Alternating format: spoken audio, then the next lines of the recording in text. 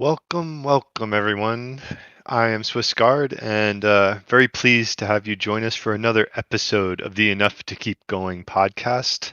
This is episode number 219. We'll be doing a deep dive into the gaming news, and today is November 18th, 2021. We got some interesting stories on the agenda. Just a two-person show today. I'm joined by my good friend, Game Logic. How you doing, Game? Good. Tired. This is podcast number 2 of 3 this week. Game Logic is kind of not human. Like, for those of you that don't know, like, if he says he's tired, it means he's been getting like 1 hour of sleep a night instead of like the usual 3 or something for him. It's like, I think he's part cyborg. But no, we have a lot of cool stories tonight. And then some, business news that isn't the most fun to talk about, but it's been hitting the national media. So with those teases aside, we'll start with our first segment on the business aspect of the gaming industry. And the past 2 weeks we've been collecting these stories, and we vote on them. They percolate up, form an agenda. First one tonight is on Assassin's Creed, and Assassin's Creed writer Darby. Wrong story. Assassin's Creed writer Darby McDevitt had left Ubisoft in March. At the time, he said he was going to set forth on a new adventure.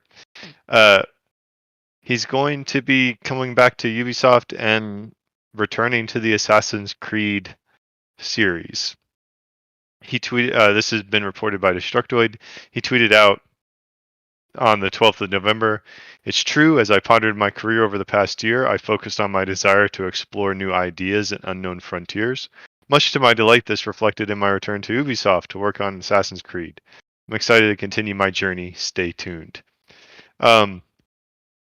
So I'm not like super intimately familiar with the team behind Assassin's Creed, because typically Assassin's Creed's not high like on my radar as much.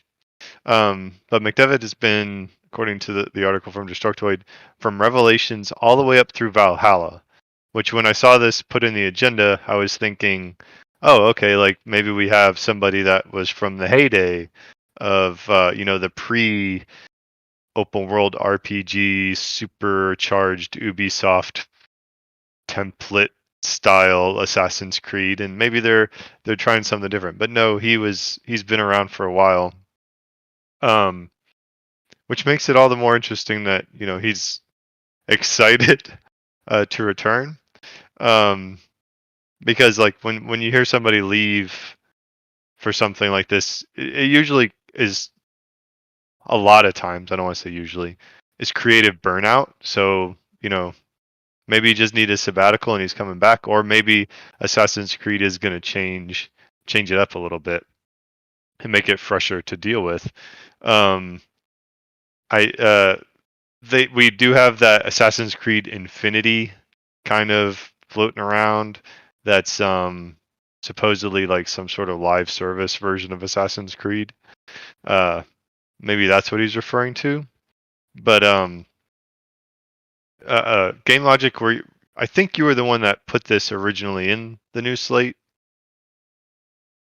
What piqued your interest about this story?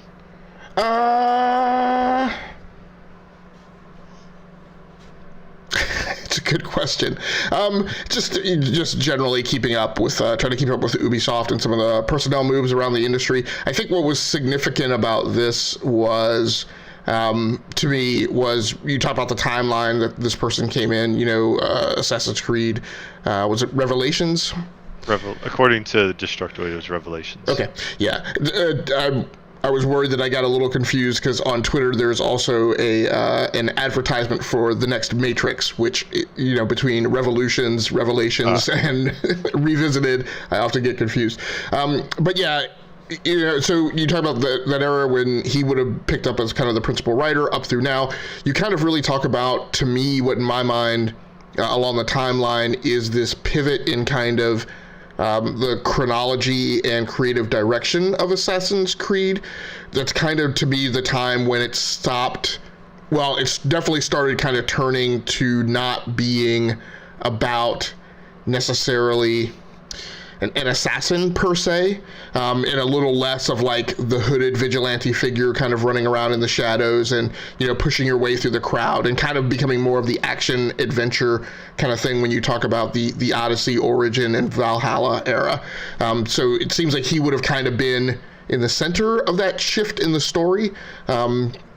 And so what this may indicate for the Assassin's Creed franchise, I don't know. Maybe it means we're getting more of the same. Maybe the reason why he left was because he was like, I'm kind of tired of this, and if we're not going to do something different, you guys don't need me here for that. And so maybe that means with this game as a service, there's going to be a more interesting hook than was originally presented to him. I'm not sure. But at a time when a lot of, I would have thought, and I think the other reason it caught my interest was because when I first saw it and I saw Assassin's Creed writer announce his return, I thought the next thing that I was going to hear was that he was going to Jade Raymond's new company up in Canada, and I thought it was going to be that he was returning, to working with his old crew. But it turns out he's actually returning to Ubisoft, so I thought that was an interesting shift from where I thought the story was going. Yep. I don't know, like coming off of Valhalla, I never got the sense that Valhalla set the world on fire. I don't think people said it was a bad game, but I think people are getting a little bit of Assassin's Creed fatigue, and that's the thing that kind of interested me about it, is it almost mirrored the audience reception. Like, and I'm probably projecting, but it's like, okay, he leaves in March, and then and I can be like, yeah, I can understand some burnout and wanting to do something fresh, but we'll see. I don't have high hopes for Assassin's Creed Infinity, again, because it's a live service game. Probably, I mean, it's like a Venn diagram of two things that aren't that high on my radar. But who knows? Maybe they're going to do some interesting things with it. Next up, okay.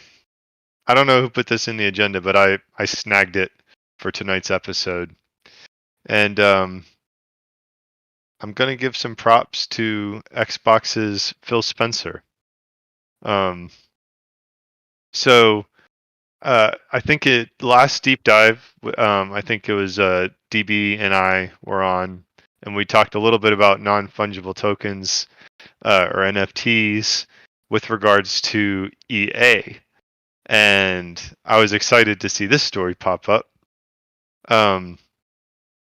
So Phil Spencer, in an interview with Axios, said he was cautious about how NFTs are currently being considered in gaming. This, by the way, IGN story, Xbox's Phil Spencer weighs in on NFTs in gaming. Okay, Phil Spencer. What I'd say today on NFT, all up, is I think there's a lot of speculation and experimentation that's happening, and that some of the creative that I see today feels more exploitive than about entertainment. And Spencer went on to clarify he doesn't think every single NFT game is exploitive, but that their space is still new and people are on a journey trying to figure it out. He also understands the early controversy surrounding NFTs in gaming isn't necessarily an aspect you want to have in the Xbox store. I think anything that we looked at in our storefront that we said is exploitive would be something that we would, take action on. We don't want that kind of content. So, very interesting contrast from EA at their, I think it was the investors meeting or something, but they're saying basically NFTs are the future of gaming. And, I feel like E2GG, like as a whole, has had a soft spot for Phil Spencer. And maybe out of like the big leaders of all of these these companies, he's one that feels a little bit more tapped in to the gamers themselves. And so I was pleased to see his lukewarm I wouldn't even say that he embraced it. Like, just, he kind of poured some cold water on it, and I think deservedly so. So I was really eager also to get your thoughts, Game Logic, on where you see NFTs in gaming. I don't think you were on the previous deep dive, so it'd be nice to hear whether you fall on which side of the fence you happen to fall on right now. Well, like with most things, I'm a moderate, so I fall somewhere in between. When we go back to the EA comments, I knew people were going to get out the pitchforks and torches, but I think there is a effective way to do NFTs without going overboard with it. Right, and the experience that we all have in common is the Destiny 2 experience over the last few years. Some of us, spent a longer period of time, a longer stretch of time in total, if you go all the way back to Destiny. And, you think about, the things that we got access to, armor and Destiny 2 changed here recently to where it really kind of enabled you to always have a certain look. Even though you were mixing and matching parts, you could still make them look the same. And I think the Division 2 also has a similar system where even though you would level things up and they would become more powerful, you could still skin them to look like a preferred set of gear cosmetically. So when you think about the longevity of a piece of equipment, right, or something, or a unique piece of your outfitting in a given game, and you think about, I was kind of going through scenarios in my head, and I was like, maybe it would be awesome to have like an E2KG Destiny 2 outfit, right? And that would not be something that we would want everyone to have. And on top of that, I think the eventual thing of this is then it becomes there's a place for you to go on Bungie.net, right, and commission an artist essentially to draft up the concept for your E2KG Destiny armor, right? And then you can buy it. You can designate whether or not, there shall only be 4 of these or 10 of these because you want to let a few other people buy, whatever, right? And then you can kind of sort of, in a digital sense, in a Second Life kind of way, kind of own that thing. And that becomes even more unique than the things that you got like in Destiny 2 in some cases. And I think that would be okay. I think having a marketplace where people could get custom cosmetics just for themselves, as long as it wasn't like an egregious price and it wasn't all over the place and it was like it was meant to be special and it was treated as if it was special, I think that would be okay. The Forza 2, right, having like Forza Horizon 5, having like individualized customized skins would be okay. I also get exactly what Phil Spencer is saying, that my thing is, okay, if you take that ridiculously too far, and first of all, if the system is engineered in such a way that you get all these pop-up scalper shops, right, where people can charge ridiculous prices and you get these runaway gray market economies, then it becomes bad. And then obviously, other smaller developers or larger developers, I think it's going to be developers on one end of the spectrum or the other, could also take it and make it an abusive system, like where it's ridiculously overpriced. I think you mentioned, I think when I listen to the podcast, you're like, I don't know that's the type of technology we need to put in the hands of Cloud Imperium Games and have NFT generated spaceships running all over Star Citizen, just to make that situation even worse than it already is. Yeah. Well, I certainly think it'll have its place. And so you presented a scenario where there could be a market for equipment like this. And I think what bothers me is with what EA said, and why I'm happy with kind of the caution that Phil Spencer's the caution that Phil Spencer's applying to the problem is that this is really just like designed for a certain type of feature in certain types of games. And when EA is like, oh, it's the future of gaming, it's like you're taking a specific genre or niche or something and being like, you know, this can be a moneymaker for us, and this is, you know, what we need to, this is the future of gaming. And it's like, well, no, like it feels like it's cheapening the art form, because I feel like, you know, quite frankly, there is no place in a single player adventure, you know, experience for stuff like this. Like, why do you need an external marketplace for that? Like, why do you need an external marketplace for, you know, what like, I mean, a lot of our, you know, WarioWare, I think is a fun game that that my family's had this year. You know, one of the reasons I like it is there's no microtransactions, and it's like a lot of these games that I don't like when companies marginalize games that don't have microtransactions. It just feels like, you know, it feels sleazy-ish. I mean, it's not terrible. Like, I know there are worse things in the world. We'll be talking about some of that shortly. Well, that's what I mean by there being two sides to the coin. You know, and I agree with you. Like, single player games don't need it. Like, and even though I, you know, swim on both ends of the pool, you know, I don't, you know, when I'm playing a single player game, like, I don't care what I care what my character looks like, but I don't care that my character have this super uber customized look, because nobody else sees it, you know. Now, if it's a meta, you know, like in Spider-Man and Spider-Man Miles Morales, where I am obsessed with unlocking costumes, and that's really, quite honestly, like the only reason that I'm playing, right?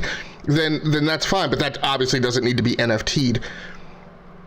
You know, when we talk about games as a service, and I'm going to talk on this a little more on another podcast tomorrow night, but, you know, this is, again, you know, where modern CRPGs have a limit, right?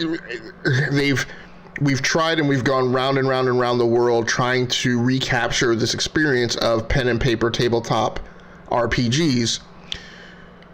It's hard to do that if you don't have games as a service, right? Because when I played Dungeons and Dragons as a kid, the whole point was when you created that character, you were with that character for a very long time. Like, there were some instances where, sure, you played with the same party for, you know, a summer or a couple of months, but, like, the beauty of the game was when you fell in with a long-term party in Dungeon Master and played for months, or if not years, right, and really saw and participated in your character growing. That is something that CRPGs have largely been missing, outside of something like maybe Fable. And so, you know, if your desire is to be with a character and have that character change over time, then you obviously want higher and higher degrees of customization, and NFTs might be a way, because obviously nobody's going to make you an individual set of armor, right, just for you buying the season pass, right? I mean, there's got to be some financial incentive on top of that. I think the other thing that's curious that I was thinking of is, you know, this could open up a market, but it could also, and again, this is a slippery slope because it could become abusive. This might also become a way in which it's democratized, in terms of, you have, kind of like in Fortnite, you have creator content, but I don't know, because I haven't messed with it enough, I don't know that that's, you know, and then we also have these games that also have creator content, like where the game's dependent upon creator content, like Dreams, and what's the Mario game that has the user created levels? Mario Maker. And then racing games have always had, like, you know, where you can go in and design tracks and stuff. So they need to be things that are elevated up above the level of commodity. But again, you could have something where in Fortnite or or other games, people, if there's a toolkit that enables this, it could be democratizing. It could yield something akin to an app store where individual artists are able to learn that skill, and they're the ones who are able to, the developer or the publisher doesn't really want part of that, but they are going to enable other people to go do it, but they just need to be like registered in their system and have access to the back end of the tools to upload, right? Things like that. So that could create another, content creator market. Not saying that the content creator markets are that great, which may be a little hypocritical as we sit here and do a podcast. Our podcast is non-monetized, however, but, for people who are looking for an outlet, second sources of income or something, maybe it could yield that as well. Yeah. So I'm going to circle back to this thought on the content creator market, maybe in another later story. But yeah, I think it's going to have its place. But I'm glad that the industry, at least it's not going to be like some monolithic move, and they'll always, we're always going to have demographics within, I don't know, demographics is probably the wrong word, but niches in the industry. So I'm just happy that one of the power players isn't going to completely embrace it immediately. All right, so the negative story of the night is something that came down from the Wall Street Journal, actually, and then percolated out to a lot of the video game sites, commenting on their reporting. So apparently the Wall Street Journal has reported Activision Blizzard CEO Bobby Kotick was not only well aware of reports of harassment, and this particular summary is from Vice, reports of harassment and abuse at his company, but also complicit in them. So the big news from this particular Wall Street Journal article is that he had been informed about some of these lawsuits and incidences of harassment at the company, and he kept it hidden from like the shareholders and whatnot. So he tried to cover it up. There was another, and then a couple of other things broke in this vein. One of the early kind of damage control tactics was an email from one of the female executives at the company. Can't find the name, escapes me at the moment. But she had written the email kind of starting to try to do the damage control, and it turns out he was actually the one that drafted the email and just said send it in her name, which again is not the most above board, I would say, leadership tactic. And on the heels of the report, now there's some shareholders groups that are calling for, there are renewed calls for his resignation. The more I mean, there's a lot to unpack with with everything with the lawsuits, but with these particular things with Bobby Kotick, it's just, I just keep thinking that the word that comes to mind for me is hubris. And I don't know. So that's the latest, and I suppose we'll be seeing.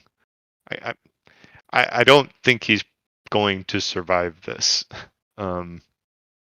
I'm kind of curious how long you think he remains as the CEO, because I'm not sure if it's going to last much farther.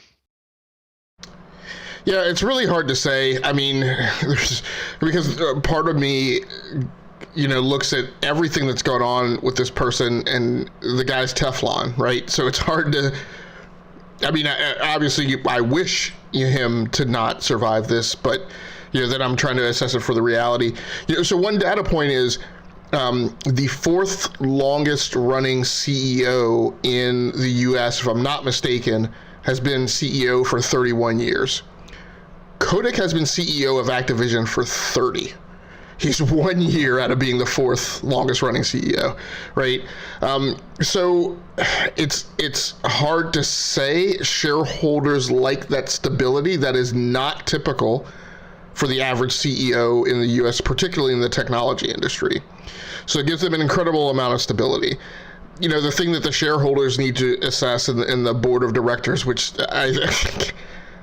I don't know that they're any more intelligent than Kotick. You would hope that a board of directors, is an aggregate, and formulates direction out of a number of opinions. So it seemed pretty idiotic for them to issue a PR statement yesterday, immediately jumping to his defense. I probably would have slow pedaled and pumped the brakes on that, maybe a day, right? I get it. Like in other instances, that's absolutely the thing to do, right? Immediately throw board support behind an embattled CEO the first time something like this goes down, right? To make sure that confidence is maintained in him and shareholders don't get scared and start walking. I don't think this is the time to take that type of direction. So the other thing that I think is pertinent, in recent histories, the Tripwire Interactive CEO, right, just got bagged because he made one statement on social media supporting the abortion law in Texas. Now, again, I'm not supporting that guy and what he said, but my point at that time was whether you politically agree with what he said or not, the point is that a CEO who is entrusted with a certain, I would say, from a corporate perspective, sacred duty and responsibility, and should know and understand how that type of thing is going to play out.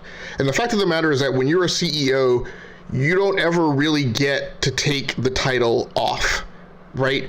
You don't get to go somewhere and behave as if you are not the CEO just because you're off duty.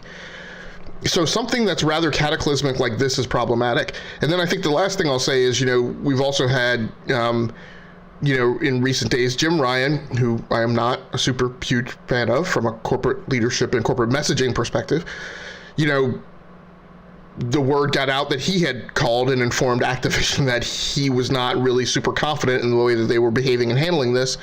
And then now Phil Spencer today has indicated that he is also considering the Xbox division's relationship with Activision.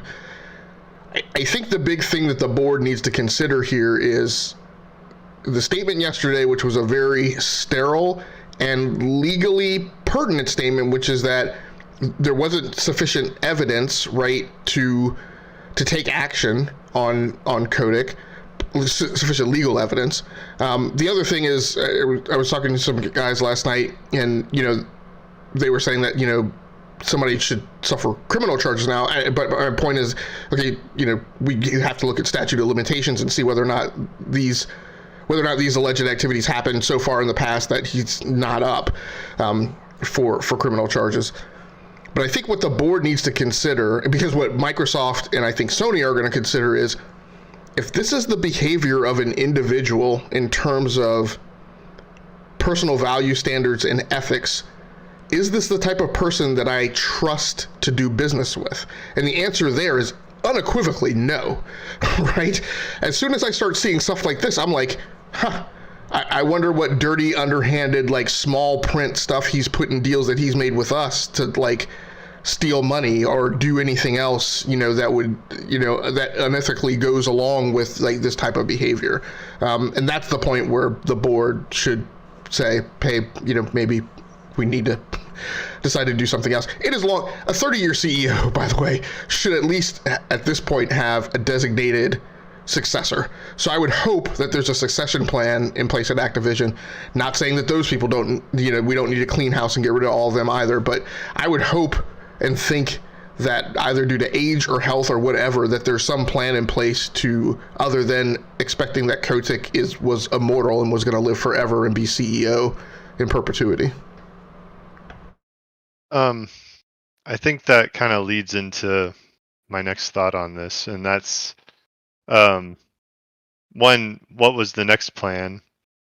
And two, you talk about the board and considering some of the statements from Jim Ryan and Phil Spencer.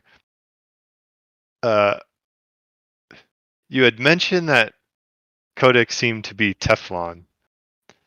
He's been around a long time. I think it's safe to say that Activision Blizzard, it hasn't been what it was from a game development perspective. So as cynical as it sounds, people that make money for other people tend to get more leeway. I'm not saying that's right and that's the way it should be. I'm just saying life's not perfect, and people are not perfect. So, all this is coming in, how much of this is coming out at a time because Activision Blizzard, we don't see massive returns on the horizon anymore. And suddenly, there's that vulnerability there. And suddenly now there's a little bit of perhaps blood in the water.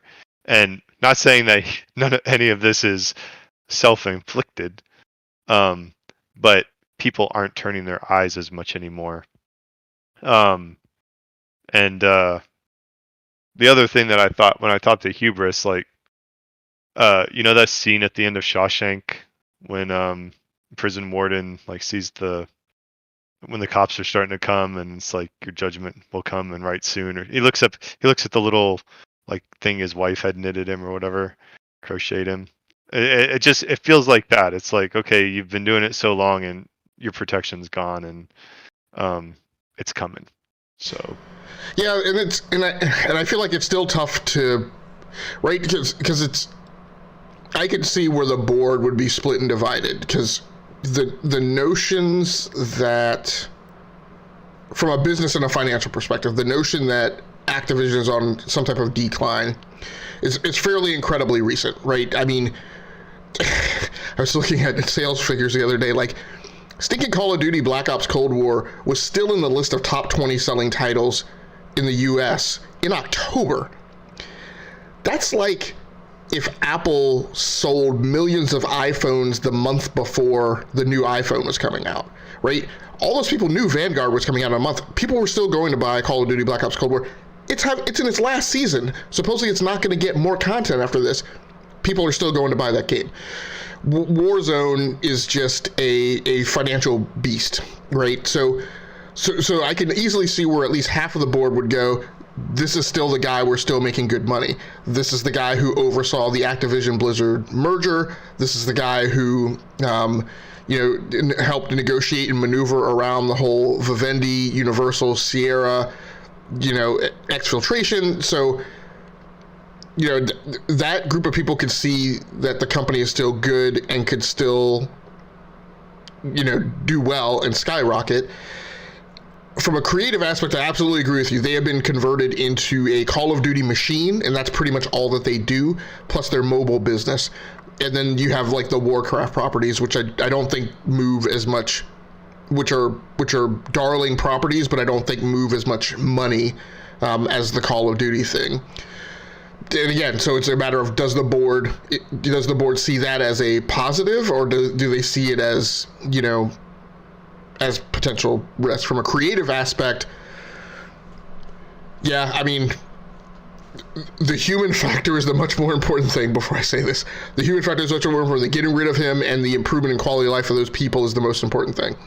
From the creative side, the notion that getting rid of Kotick could have us see a return, see Activision return to putting out multiple properties and doing multiple genres is probably overall a good for the creative space and for the industry and for the consumer market as well.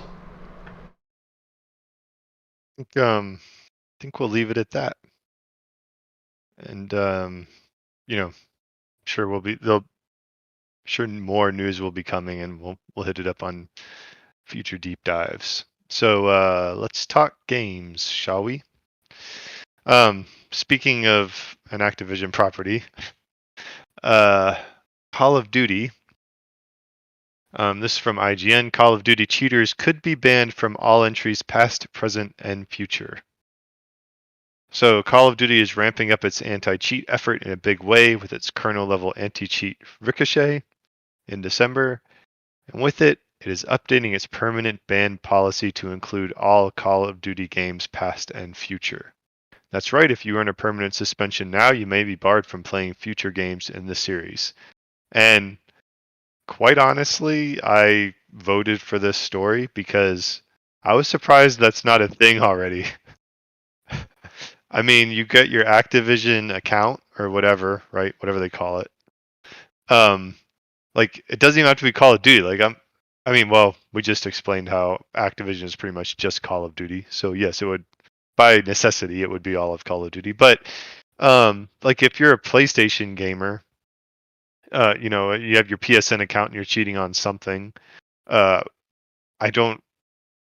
would you just kick the person out of that one game? Why wouldn't you ban them from the entire PSN ecosystem? And it sounds draconian, but it's like, should we really be compartmentalizing the cheating spaces like this? It's just like, well, shame on you over there, but you're more than welcome to play in the sequel it makes no sense. So, I guess this is a flash of sanity, but I don't know. Yeah, so I agree with you. It's a little maybe not entirely flabbergasting, but it definitely causes a raised eyebrow to hear that that's not already the norm. But by the same token, bravo that it's the measure that they're taking now. It's very interesting, and I'm going to keep an eye on this. I've resolved that I'm not going to install kernel level anti-cheat on any of my PCs, so I won't be playing whatever game has that on PC at least. But it'll be very interesting to keep an eye on this from a software and a technology perspective, because I find it super telling that the way they're classifying this is that you're committing a security violation by compromising their software, which brings along with it the connotation that, if you do that, then you're potential to do other things, right? Or to open us up to other vulnerabilities. So it's very interesting that they're approaching this as a cybersecurity infraction that needs to be patched, and what should go along with it. And it sounds, from past details of its technical implementation, sounds like there needs to be continuous monitoring wrapped around it. So it will be super interesting. I think what we read last time was that for right now, that's it, that it's just the monitoring and that it will phone home and report that this has gone on. But in a world where we're maneuvering cybersecurity operations towards the notion of SOARs, which are automated software entities that, upon being triggered by continuous monitoring, can actually take action. What I'm really interested to see is to see them catch cheaters and then just spike their system and completely trash it. So it'll be interesting to see how far they take it and how far it goes. They may not take it that far, but I would jump for joy if they did. There would be some schadenfreude there, I suppose. It's also a little bit scary, but most people aren't as security conscious as we are when it comes to this stuff. But for the security tact, it's like, do you think they're using that as the publicity, like for marketing reasons, like to make it more palatable to people? No, I think to me, and again, I'm speculating, and maybe I'm giving credit for more genius than I would think. To me, it sounds very much like how they're talking about it internally. It sounds like the jargon and the verbiage that they're wrapping around what it is they're doing, kind of in the way that, like, when I got aggravated about Twitch, right, and how they were handling, I can't even remember what the term was that we were using for it, but whatever the negative rating was, right, the racially motivated rating that was happening to minorities, and you know, and I said and I was like, Twitch, that's a security violation. Like, that is how it should be codified, and that is how it should be treated. And you know, because we live in the same circles, when you apply tags to a thing, it invokes a certain set of actions within an enterprise that automatically go along with how you then treat it, and how it's triaged, right? If you're using a severity system, and this is the same thing I said about Twitch, I'm like, that should be considered a security problem, and which would automatically, you know, catapult it up to being referenced as a Sev 1 defect, right? A severity 1 defect. And so I feel like it sounds like that's how it's being talked about internally, and being briefed internally, and therefore that's kind of the language that's getting out into their PR stuff and is now hitting the media and being picked up. Good thing. Thank you. That was a good perspective on that I had not considered. All right, so I think you voted for this next story, and it is from Nintendo Life. Star Wars KOTOR is receiving a limited run games physical release on Switch. And I think you reported out last week, right, that you were playing this one. Was it you that was playing KOTOR? I'm actually playing KOTOR 2. Okay. Yeah. So standard edition $35, premium $90, and the master version is $175. What is this, like, on your Christmas list, or why'd you put it in the agenda? Because simply I've been playing KOTOR 2 and have therefore been kind of looking at what's going on with KOTOR, and we have the divergent publishing things that are going on now where, you know, there's going to be a KOTOR remake, but that's not the same as this KOTOR thing that's coming out, and it's going to different platforms and different people are handling it, and it's just all kind of like a messaging mess to me. So it's kind of been like the automobile accident or the train wreck that's happening in real time that you can't take your eyes off of. Yeah, so DBQ would probably be more versed in this, but I guess there's this distributor Limited Run Games who, I don't know if they're owned by Aspire or actually I guess it's Appseer. Whenever I look at that name, I always say Aspire. I'm going to continue to call it Aspire because it's easier to say. And I don't know whether or not this is a typo in this Nintendo Life article. But so I don't know if they're owned by Aspire or if there's just a partnership with Aspire, but they're going to be putting out this this physical copy for the Switch, which is great because although during the pandemic I've kind of gone away from this because typically when I want a game for my Switch, I want it right now and I don't want to have to run out to the store, and I'm not commuting every day where, like, there's a logistics opportunity for me to stop by GameStop. But typically on my Switch, the way I approached it was I always bought physical whenever I could, or at least, 50% of the time, because I didn't want it sucking up my onboard storage space and having to manage that. So this is cool, and I guess some of these other models or some of these other SKUs come with stuff. I don't know what they come with. Oh, an Ebon Hawk pin, concept art cards, and more for the premium and master editions. And I guess they're doing the physical release for the PC as well, which is just strange. But I guess if people want it, quite frankly, the PC limited physical release is the one that gets me more excited, just because it's like, wow, bygone era. Well, yes, children, you used to go to the store and purchase PC games, believe it or not. And I wonder does it come on a DVD? I mean, how many people even have DVD drives in their PCs anymore? Security spike USB drive. Okay, well that's a technically smart move because that's probably the thing that most people will be able to use. Which again, Yeah, go ahead. Well, I guess Mac users are always left out anyway. Yeah. I mean, it's PC, so it wouldn't be Mac. But anytime I see USB, I'm like, Mac users with their one Thunderbolt. Although if there were Mac versions of the file on there, they could put a USB-C adapter on the end of the USB key and put it in their C slot. How Mac OS is that?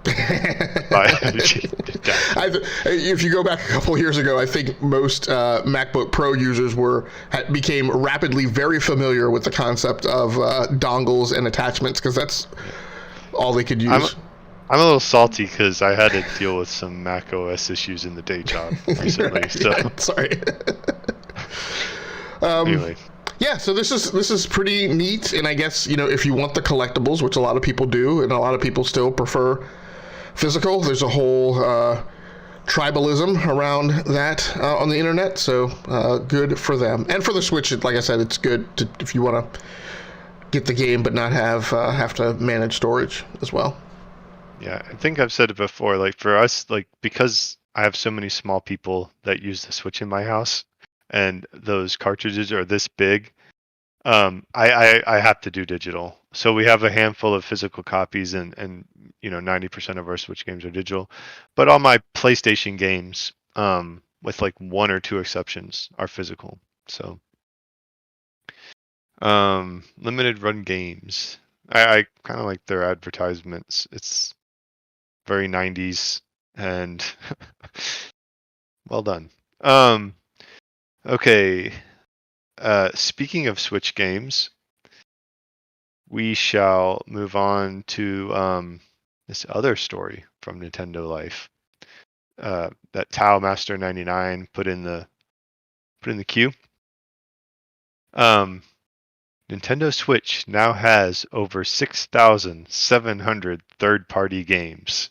The subheading is, and some of them are actually darn good, but 6,700.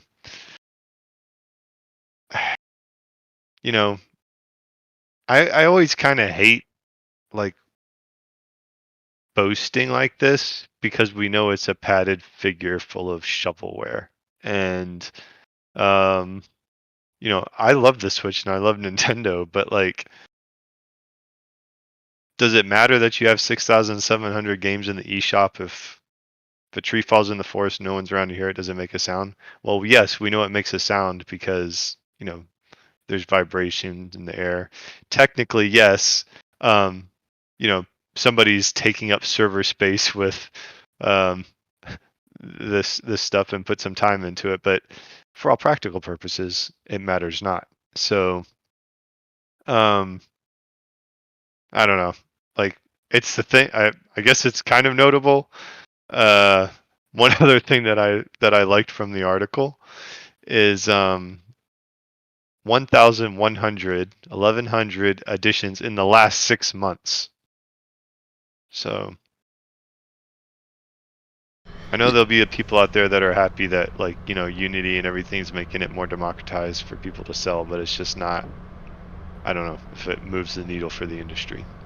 Yeah, I mean, this thing kind of divides into three buckets for me, and quite honestly, when this was posted in our Discord, I immediately went to a negative opinion on it because I'm with you.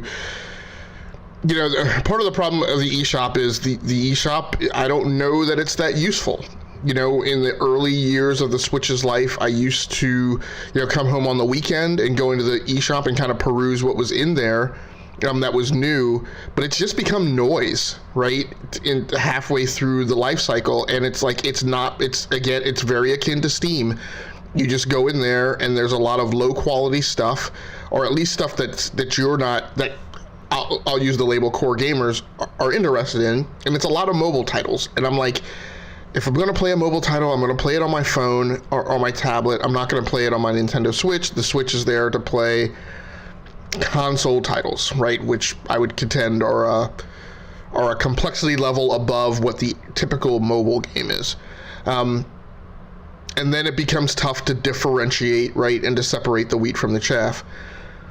So that's the negative take. The business end take of it is the consumer end take of it is it's great that people can go out and buy a Nintendo Switch Lite particularly, for younger kids, and they don't then and they aren't then faced with several years thereafter of paying $60 for Nintendo remakes, right? That there are options, right? And the nice thing about the Switch is you can buy the $60 stuff, but you can also buy the $3 and $5 stuff, and create a pretty wide entertainment library for a young gamer who's going to be satisfied with that stuff. And in some cases, right, there's a creeping edge right at the top end of those mobile games, indie games, whatever, where there's actually some really good stuff. I don't agree with the label of this is the Switch's third-party support. In my mind, there's console and PC level third-party support from the typical publishers that we talk about most of the time, the EAs, the Activisions, the Epic Games, right? And then there's mobile game, and then there's independents, right? And then there's below that, and there's the mobile game stuff that gets ported over. And again, not to take anything away from those mobile games, but just to say that they exist on an end of the spectrum that is not the equivalent of what we're typically playing from a console perspective, and typically the things that we look for. And when you're going to curate a library of high quality stuff, that stuff is typically not, right, doesn't fall within that envelope. So I don't think that it's a net positive necessarily that there's 6,700 games on the Switch, but I know that that's useful, right, on within some part of that dynamic for some demographic of consumer.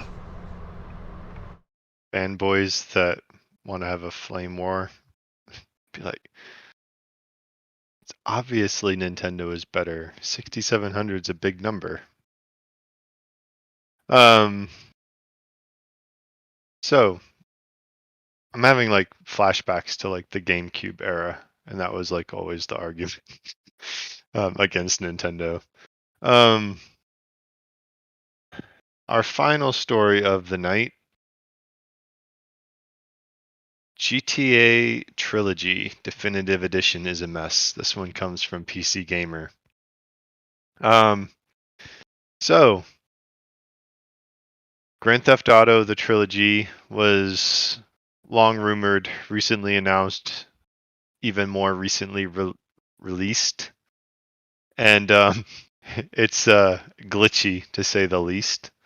There's been a lot of issues with like just things from just it looking like not so good to like they must have used some sort of automated system to like redo some of the like just the language or something. There's something about like this one building was supposed to say enchiladas, and then it's all misspelled because whatever algorithm they used to like scale it up didn't read the letters correctly or something. It's just a lot of problems. And I think that Rockstar actually took the game off of they took it off their launcher. I think they took it away from some storefronts. It might be back in. I'm not quite sure yet. But so it was a rocky rollout. It always surprises me because this like harkens back to another. This harkens back to the Warcraft 3 fiasco of last year. With, oh yes, we're taking this beloved franchise and everybody will be so happy, and they obviously don't put enough manpower or funding towards it, and the developer by necessity is forced to cut corners, and then it just turns into a big PR fiasco, and it was quickly review bombed. And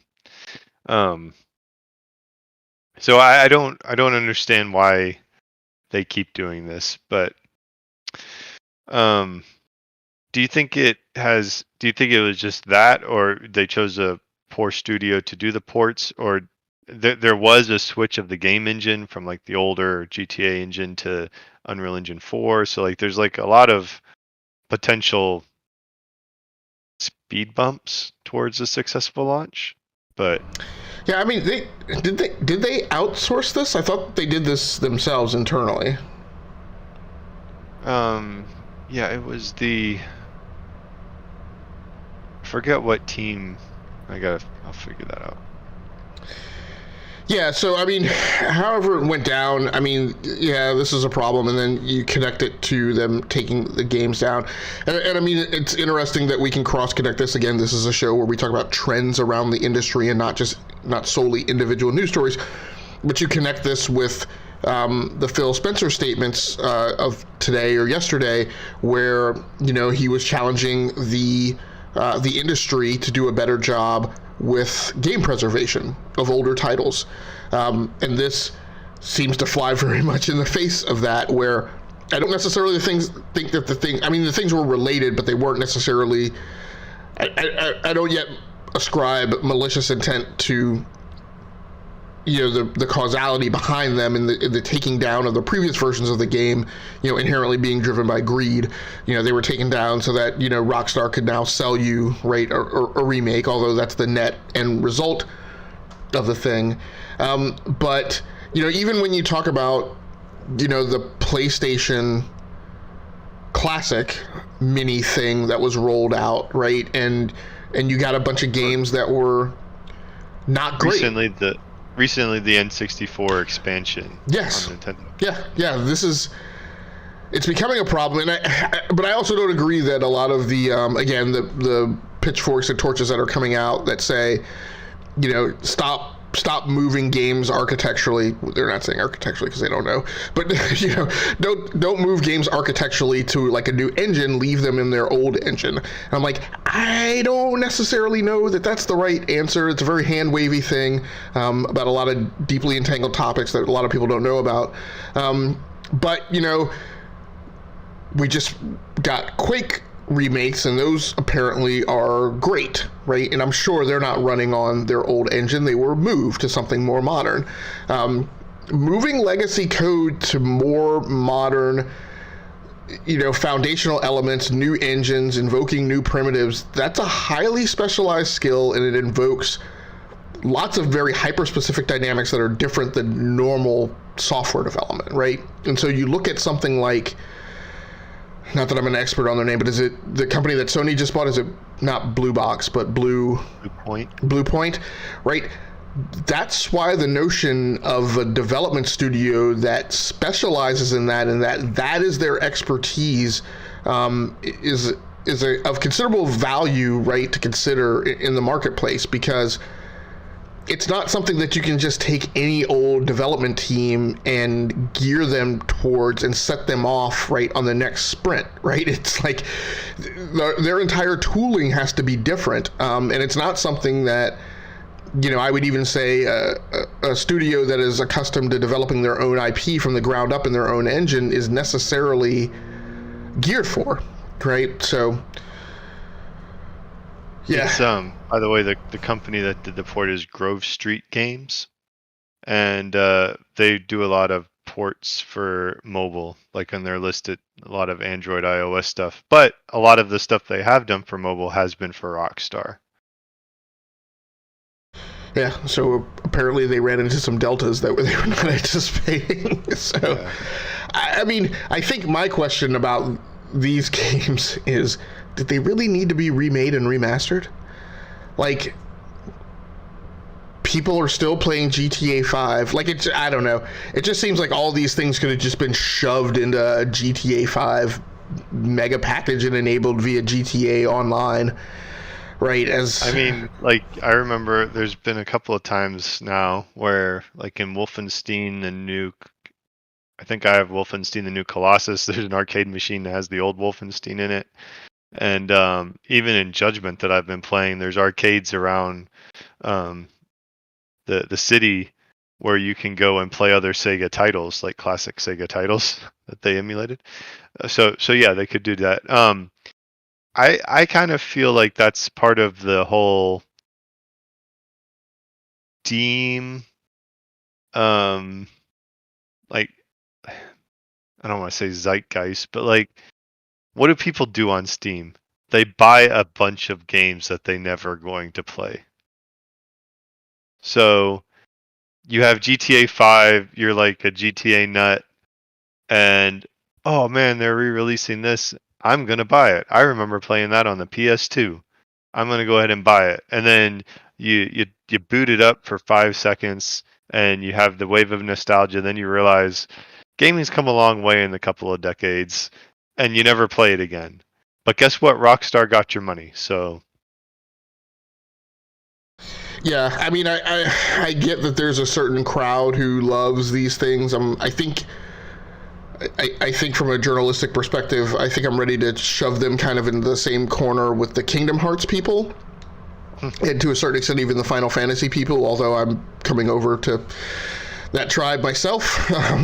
But you know, there's a certain people, you know, and Bethesda fans as well. Like there are certain groups of people that are very tightly coupled to these properties, whether it's the developer or the publisher or a given franchise, and so there are some GTA people, and I get that, and I guess this is, you know, was meant for them, but as far as impact, you know, and obviously this has been kind of a big story. I'm like, it's a shoulder shrug for me. I'm like, if you want to go back and play those old games that, you know, I don't really know move the creative needle, right? I mean, the seminal release was really GTA 3. Vice City was something really special, right? And just in terms of its harkening back to the 80s and the nostalgia and like the great voice acting in the radio shows, and the soundtrack that went along with that game. I don't know that San Andreas, you know, and some of these other games, like I don't know that they made the creative splash. They were just evolutionary, you know, stages of, you know, something amazing that had been done, you know, in the early 2000s. So, you know, like I said, I don't know that they need to be remade in the first place. And yeah, I think it just goes to show like the dearth of creativity in entertainment as a whole. Somewhat lamentable. Right. But I do agree with the Phil Spencer notion that games should be preserved. You know, I guess maybe the thing to think about is when they talk about preservation, and I myself just argued that, you know, sometimes things need to be modernized and re-architected and moved to the next thing, or else they just become wildly untenable, and eventually they're not going to run, and they're going to be broken, and it's going to be more expensive and higher level of effort to move them later. Like somewhere in there needs to be a decision about whether or not a thing needs to be moved and updated, or whether or not it just needs to be frozen in time, and dispositioned so that people can have access to it. My vote for these is I would have been fine with them being frozen in time. All right. Well, I think that'll do it. So next week there is no E2KG episode.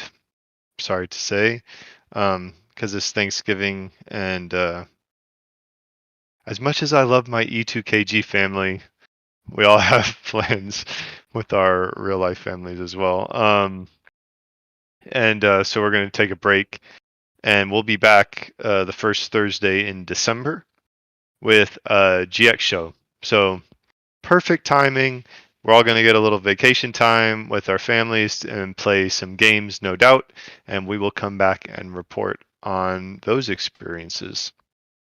The other thing that's cool about the GX show that comes right after Thanksgiving is that we all have access to all the Black Friday deals. And we so there's a lot of picking up of some games that we may have missed.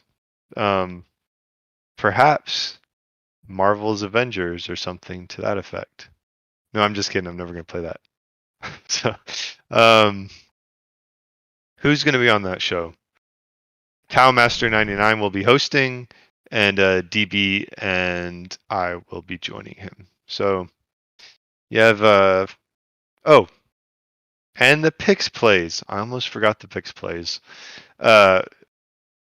Game logic, slowly opening his heart to Final Fantasy. This was the JRPG PickZ PlayZ. So play a JRPG or the next best thing adjacent to the genre. I think if I have time, I might be picking. Well, I bought it like back in April, but Near Replicant was speaking of re-releases and stuff, but that came out in the spring, and I was a big fan of Near Automata, so that might be my pick. Just out of curiosity, do you play the Shin Megami Tensei games? Because that's what actually was the impetus behind this. Oh, okay. Shin Megami Tensei. I may have rented one for like the PS2, like way back in the day, but I haven't really been a player of that series. Okay, yeah, I was just curious. The reason I triggered on JRPGs was just a Shin Megami Tensei story was like at the top of my news feed somewhere, and I was like, okay, we'll go with that. Well, I for one am enthusiastic about this PickZ PlayZ, so. All right, I think that's just around 60 minutes, if my math is correct. So until next time, thank you for listening. Thank you for watching. Have a good one. Bye.